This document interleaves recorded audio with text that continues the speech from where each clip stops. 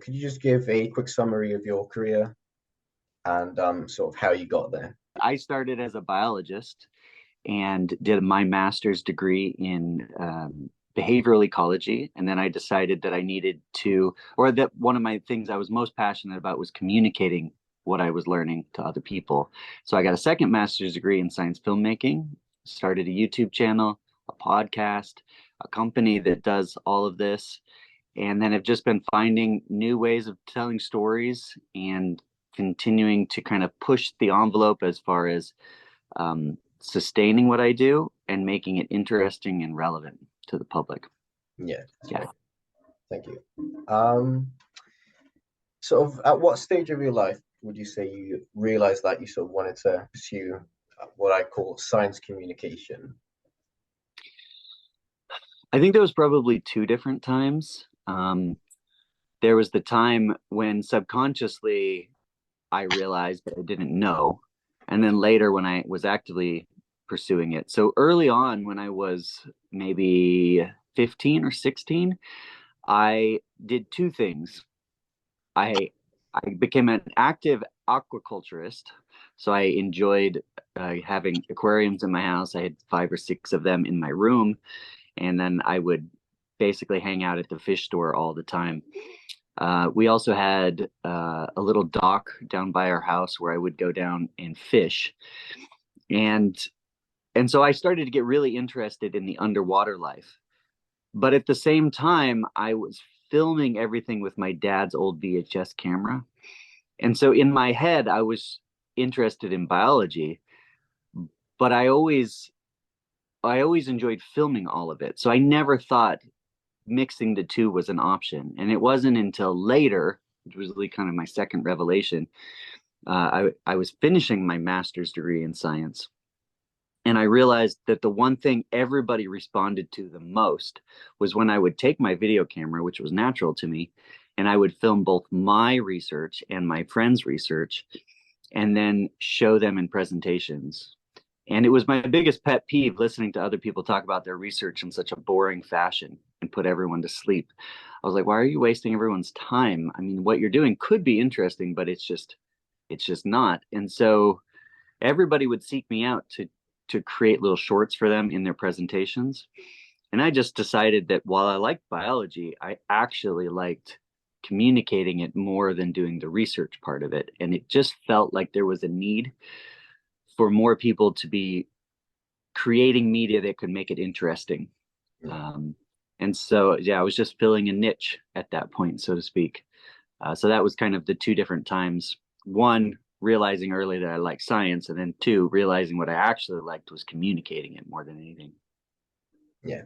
Well, talking about that, I particularly enjoyed your videos on the fire Garrick and Mm-hmm. as alternative medicine. Um, your work is like sort of inspired me to sort of look into plants and how they can be used for medicine and all of those all that as well. So, do you think there's any sort of maybe volunteering opportunities or something I could do that would help me pursue this career at all? Uh, well, yeah, you mean locally near you or Yeah, through some of the stuff that I'm doing? I don't know. either or really. It's just Yeah. So I think, okay, let me hit on a couple of things that you just said here. First of all, you noted that I was been making a lot of videos on mushrooms and plants in particular, which is interesting if you look back at my early career because I was interested in fish. Part of the reason I've drifted towards plants and fungi is that everyone seems to be interested in large animals. So everyone goes there. And I feel like stage three of a naturalist is learning about the little things. And so I've already gone and done all the big things and showy things. But most ecosystems, the way I see it, are built upon the plants and the fungi. And so understanding them and having a healthy ecosystem where you have, a good environment for them is really the key. And not a lot of people are communicating that. So again, I feel like I'm filling a niche. Like I feel like it's easy to go out and be like, here's the 10 or the 50 most deadly animals. I mean, that's almost too easy. To be able to show people the other bits is more interesting. And then, yeah, recently I stumbled upon the medicinal aspects of fungi, the fly agaric in particular, and I found that really fascinating because everyone, all of my friends, we all know it as a poisonous mushroom. And it's only been within the last 4 or 5 years, maybe even in the last couple, since the video that we did went quite viral, that people are completely changing their view on it. And I was dumbfounded at how wrong everyone was. And so that was just really interesting. And part of the process of that was learning how to find your own dosage, which is a process that we in Western society are not used to. We're used to going to the doctor, and the doctor tells you what to take, and then and you almost don't even have to listen to your body. Whereas this process of learning about this mushroom to make the video taught me about natural medicines and how important listening to your own body is. And that also incorporates things like preventative medicine and exercising and being as healthy as possible. So that is partly one of the routes that I'm taking. Now to get kind of directly to your question, like how might you get into it by volunteering and stuff? I I tend to think that learning to be an educator is really important, and everyone needs good educators. So I have a feeling in the UK there are lots of places where you can work with people who are doing guided tours. Like, and I only say that because I spent 5 years in Hawaii while I was in grad school as a nature tour guide on the side, and it was like I got paid to do it. So you can volunteer or get paid, but learning to talk to people and figure out where everyone is mentally in their journey is really important. So that helps you with the communication side of things because you're talking to people all day. Um, that's what I would recommend is just finding something where you can talk to people a lot. Unfortunately, we have opportunities where I bring on writers and things, but that hands-on interaction is one thing we don't yet have. Um, I wish we could do more of that because we're kind of here in our little studio and work remotely with different people. But I think anything where you can interact with people a lot and teach people about nature is really important as a first step of doing this as a career. Okay, thank you. Yeah. Could you just describe what you don't do on a daily basis? What sort of tasks you encounter and that sort of thing? Yeah. Okay. So this is one misunderstanding. Nobody ever thinks that doing science communication, especially YouTube work, is as boring as it is in reality. I love all the pieces of it. I think that's why I can sustain the work that I do. Everyone watches the YouTube channel and they think that it's just you're out exploring all the time, which maybe 10% of the time. So that's a fair amount. Uh, you know, in the course of a month, I'm probably out in the field 4 or 5 days. Okay. And then the rest of the time, I'm trying to figure out how to tell the story behind the computer or edit it up or do all the business things. So I'm here in the studio and working things up. And I have a small family now too, so I'm running around being dad. So that's fun.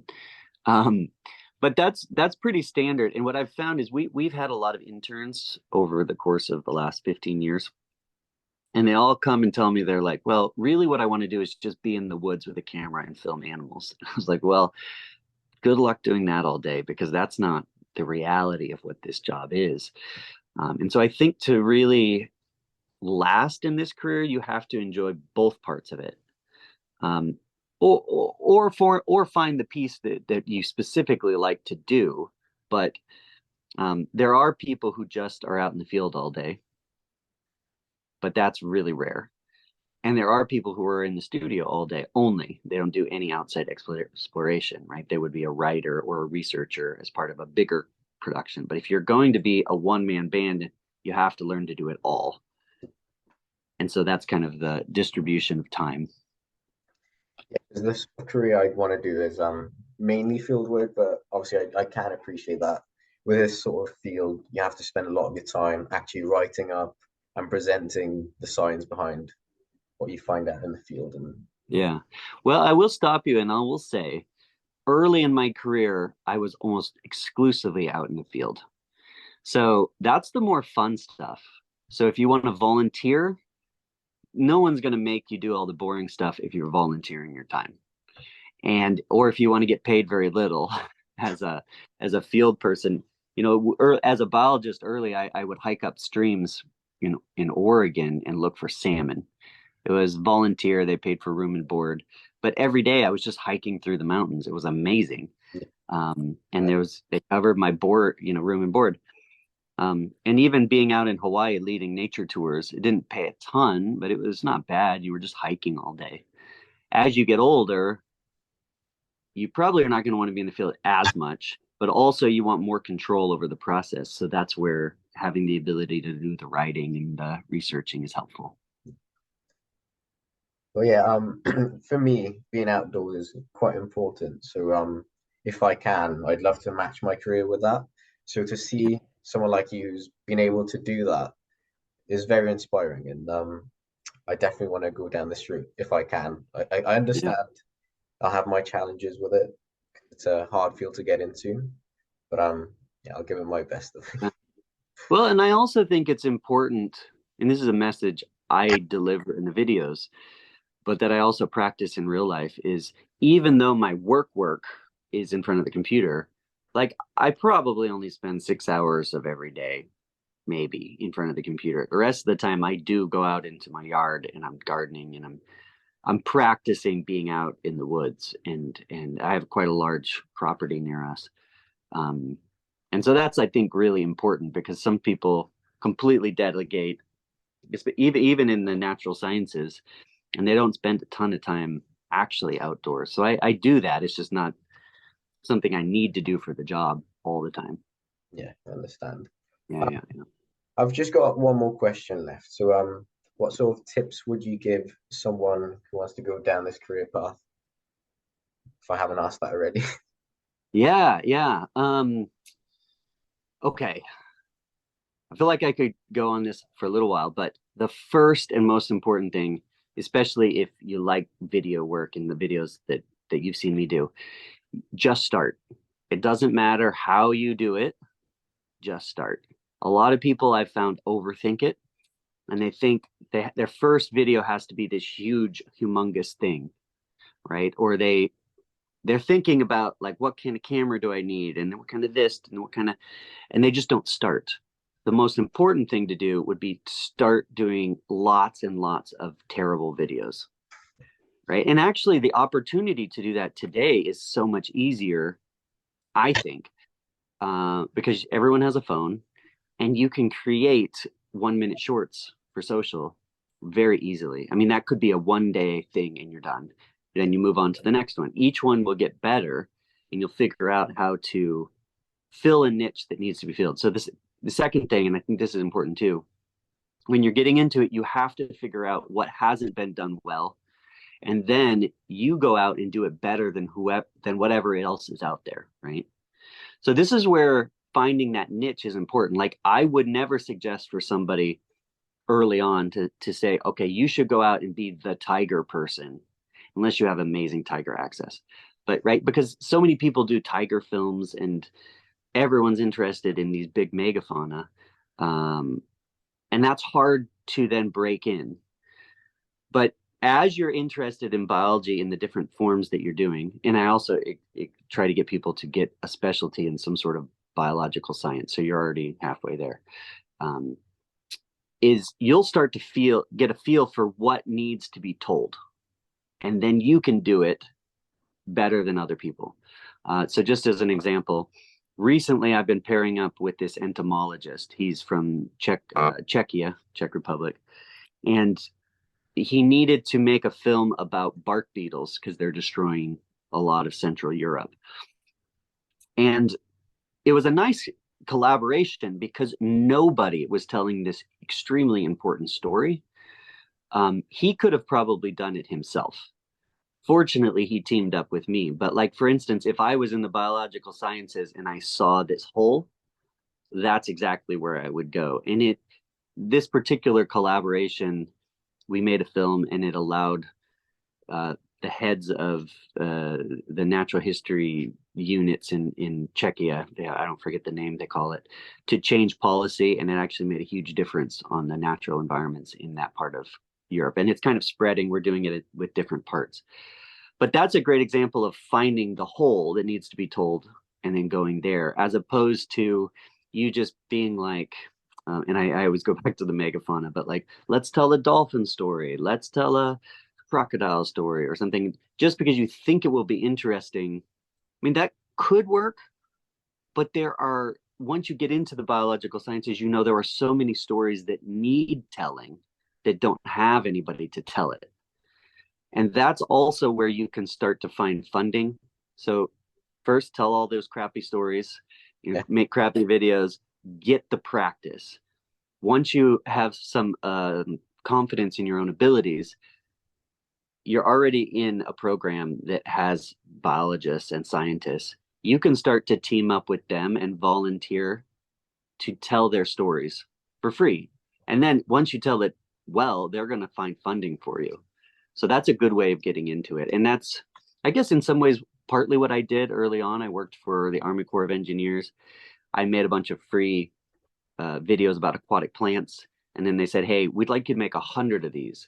We'll fund you at your normal rate for that. I worked with many scientists and many grad students, and then they would just pay me back in dinners and things. And after a while, people feel bad not paying you because it's pretty good what you're doing. And then they just start writing you into grants. That's one way if you're in the biological sciences with a university in academia. Outside of that, it's a little harder. But I always just, yeah, I think the one thing that allows me to keep succeeding that I always tell people is just find whatever's interesting and figure out if you like telling those stories.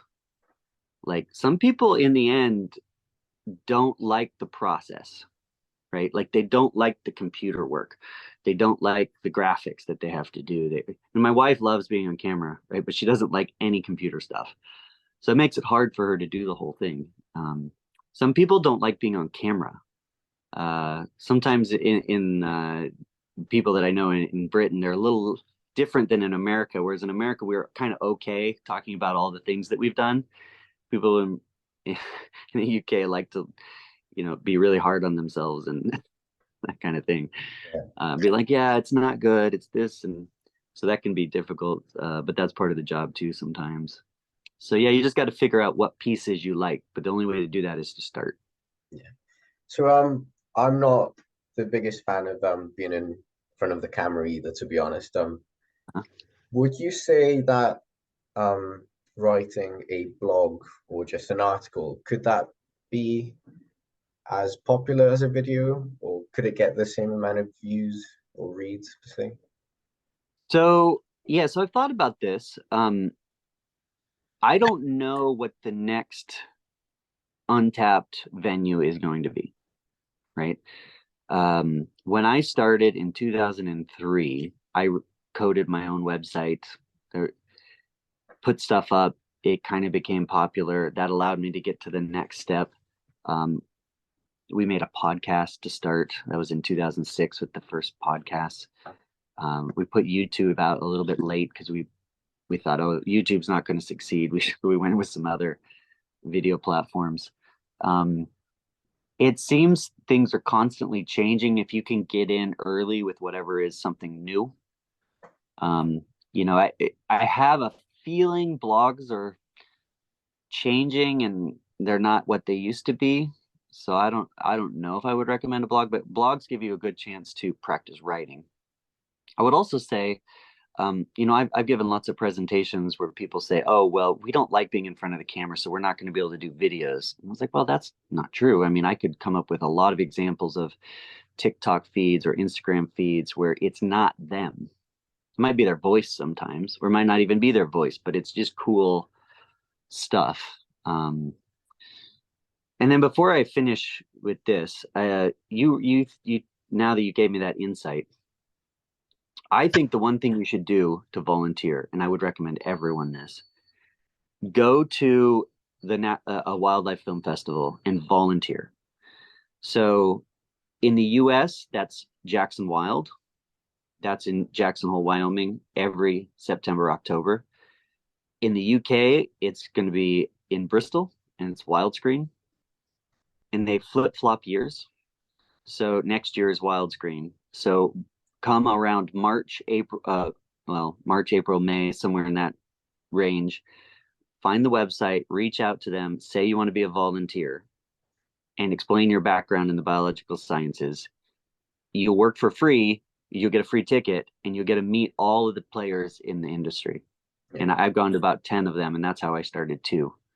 That's a great, everyone should do that. Yeah. Thank you. That's pretty much everything for me. Thank you for taking your time to join me this morning. It's been very helpful. And I will send you a recording through email. Okay, great. Keep up the good. Well, yeah, hey, thank you. I wish everyone who wants to do this could do this as a career, and there are lots of different ways to do it. If there's any way that I can help moving forward, I would encourage you to keep in contact with me. Send me like your first bad films. No, but I would love to see you grow and develop and find the niche that you feel comfortable with. And I think I could also recommend different areas of specialty once you start figuring out what you enjoy. And I think that would, I would enjoy doing that. But you're early on in your career, so. I think even when it comes to filming, I am a bit camera shy, but it's sort of like a comfort zone, and I'm sort of opening to getting rid of that, like, so I can be in front of the camera and be comfortable and more confident. Oh my gosh, shy at the start, or? Oh my gosh. Well, I'm not sure I was shy because I was just very naive and I didn't know how bad I was. I should send you.